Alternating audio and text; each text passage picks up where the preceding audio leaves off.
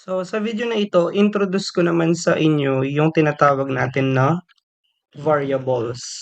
So, sa pag-create ng variable, meron tayong mga kailangan na maintindihan. So, ang una, meron tayong tinatawag na data type.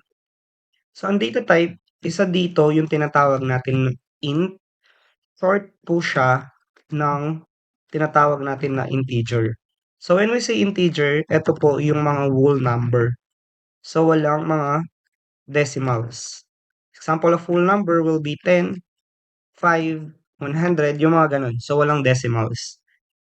After nun, meron tayong variable. Ang variable natin is a container. So, ibig sabihin, lalagyan ng data. So, it can store data. So, yan yung pinakatrabaho ng variable natin. Then, meron tayong operator. Ang operator natin, example, will be yung equal. So, ang pinakatrabaho ng equal is assigning value. So, siya yung nag-a-assign ng mga value. So, para magamit natin yan, since number ang gagamitin natin, so gagamit muna tayo ng data type na int. Then, after nun, ang variable natin is any word naman siya. Pero, usual na ginagamit natin is age. Ayan.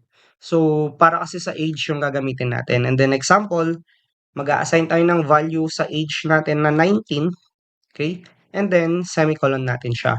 So, ibig sabihin ngayon, meron kang variable na age at ang data na nilalagay mo or ina-assign mo doon using equal will be yung 19. Now, after nun, ang next naman na gagawin natin is ipiprint natin siya. So, gagamit ka ng print.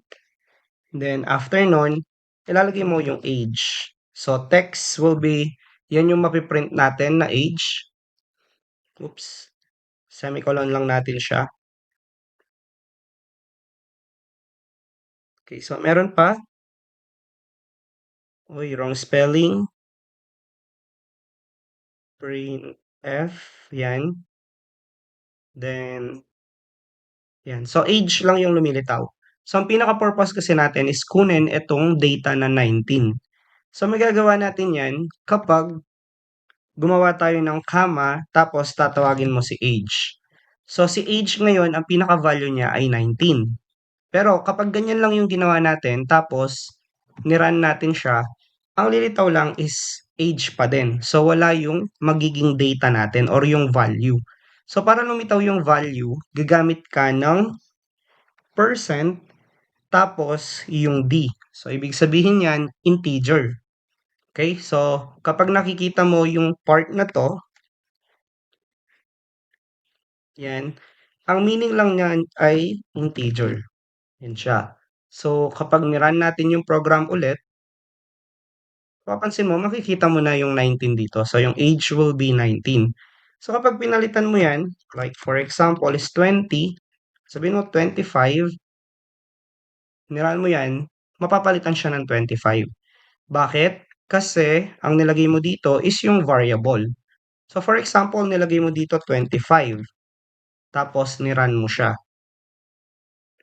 So, 25 pa din. Ang problema, kapag si age, nagpalit siya ng value na 30, hindi mo makikita yon. So, ang makikita mo pa rin ay 25. Bakit? Yung 25 kasi yung pinrint mo. Pero kapag pinrint mo yung variable, every time na nag-change yung value ng variable na ito, nag-change din yung na-output natin. So, yun yung pinaka-logic bakit variable yung ginagamit natin para makapag-print ng data or ng value. So, yan yung example of variable po natin with data type.